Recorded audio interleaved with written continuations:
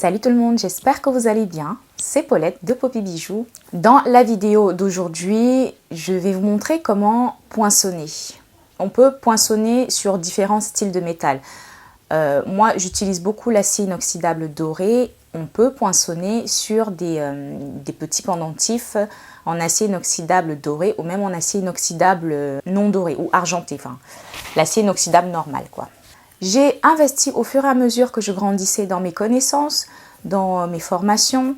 Si vraiment on veut évoluer dans la bijouterie, c'est important d'investir au fur et à mesure. Il ne faut surtout pas, je vous le conseille, il ne faut surtout pas tout acheter d'un coup parce que vous allez être déçus et ce sera une perte d'argent aussi parce que il y aura un matériel que vous aurez acheté qui ne vous servira à rien. C'est bien de savoir à l'avance ce qui nous servira. Donc c'est pour ça qu'il faut toujours se faire une petite liste de ce dont on a besoin quand on apprend une technique et que par exemple cette technique vous plaît. C'est bien d'avoir sur sa petite liste, bon bah là il faut que j'achète une petite pince à bourron, deux pinces plates, une pince coupante et ainsi de suite. Donc c'est comme ça que moi j'ai évolué. Je dis pas que j'ai pas fait d'erreurs, hein, j'ai fait énormément d'erreurs dans mes achats. Et je ne le regrette pas aujourd'hui parce qu'au moins, aujourd'hui, je pourrais vous apprendre et vous dire qu'est-ce qu'il faut acheter ou qu'est-ce qu'il ne faut pas acheter. Aujourd'hui, le sujet, c'est le poinçonnage sur de l'acier inoxydable. C'est possible et je vais vous montrer ça tout de suite. Pour poinçonner un pendentif ou une breloque, il faut avoir des breloques comme celle-ci. Donc en fait ce sont des breloques lisses. On aura besoin d'un tas en acier bien sûr, un marteau assez épais. Il y a un marteau de la marque Impress Art, mais si vous avez un marteau comme celui-ci, vous l'utilisez. Moi je ne l'ai pas acheté parce que j'ai déjà plein de marteaux. Celui-ci me va très bien. Ça c'est le marteau de mon beau-père. Il me l'avait offert et j'en suis très contente. Ensuite, du scotch, le stylo Impress Art, de l'encre en émail pour pouvoir marquer le motif. Il y a les instructions ici. Je vous mettrai tous les liens en barre d'infos. Un crayon. Pour amortir le bruit, il va falloir mettre des torchons sous votre tas en acier. Et bien sûr, les poinçons. Il y a plein de sortes. Ici, j'ai pris des minuscules. Donc par exemple ici le X. En majuscule.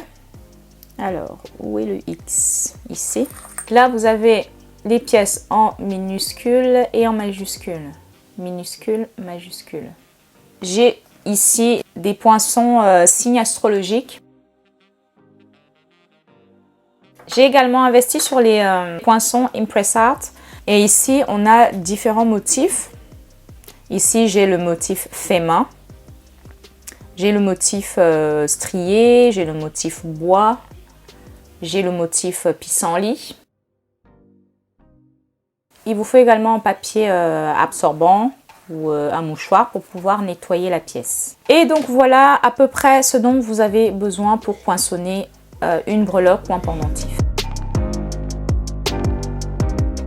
Alors avant de commencer, je vais déjà nettoyer ma pièce.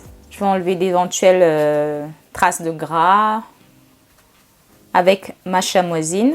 La chamoisine, c'est un tissu doux qui est imbibé d'un produit qui permet de nettoyer les pièces, que ce soit des pièces en argent, des pièces en acier, des pièces en laiton, enfin, pour vraiment faire briller la pièce.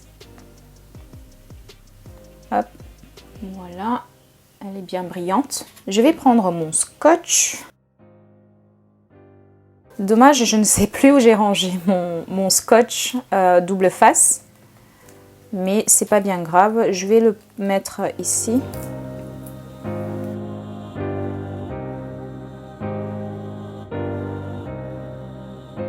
Il faut que ce soit stable.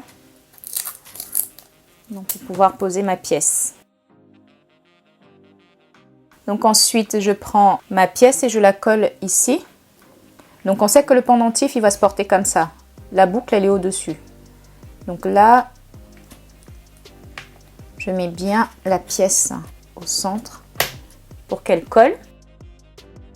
Donc je prends mon initiale P Et bien sûr, il faut le mettre dans le bon sens. Donc on prend le poinçon, on le met dans on va le mettre dans le bon sens. Et ici, je vais imaginer le milieu en fait. Donc on va dire qu'on va placer le poinçon ici. Donc ça c'est avec le crayon, hein. Le crayon il part assez facilement. Il ne faut surtout pas prendre un marqueur indélébile pour pouvoir mettre ça sur votre pièce. Parce que ça ne partira pas. Je prends bien ma pièce entre ces trois doigts, mon pouce, mon majeur et mon index. J'ai changé d'angle pour que vous puissiez bien voir.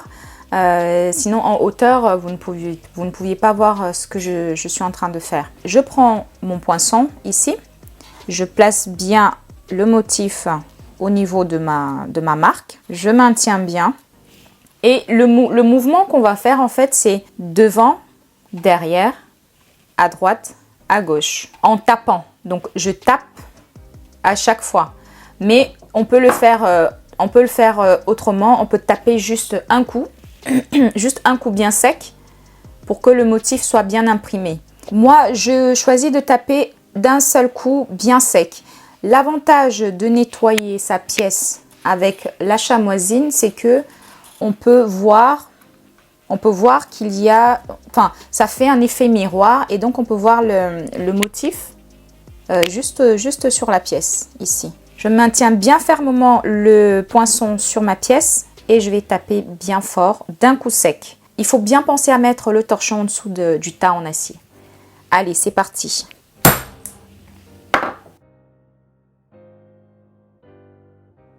Donc voici, j'ai glissé un peu. Je ne sais pas si c'est parce que je suis un peu stressée, mais ça a enlevé un peu la dorure. Mais c'est pas grave. Je vais poinçonner un rond maintenant. Je fais pareil, je nettoie bien. Je place mon rond comme ceci. Chercher mon milieu qui est par ici. Hop, je vais retaper d'un coup bien sec.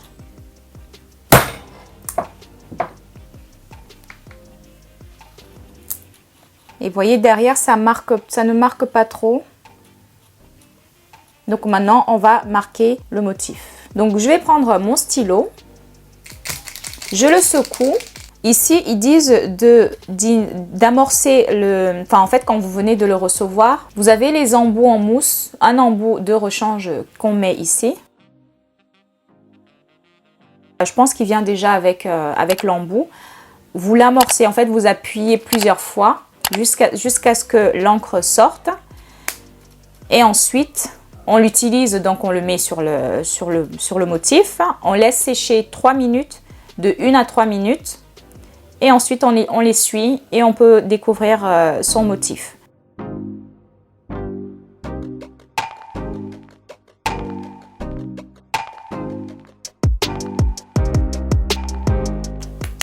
Donc là, je vais laisser sécher, on va dire 2 minutes.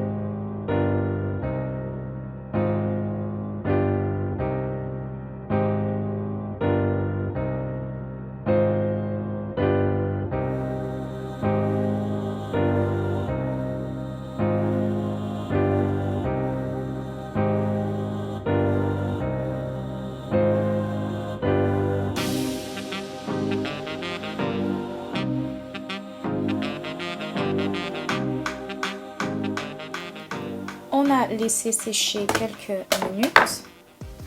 Là, je vais nettoyer. Donc, je prends mon essuie-tout et je vais nettoyer délicatement la pièce. Si ce n'est pas trop marqué, il faut remettre l'encre.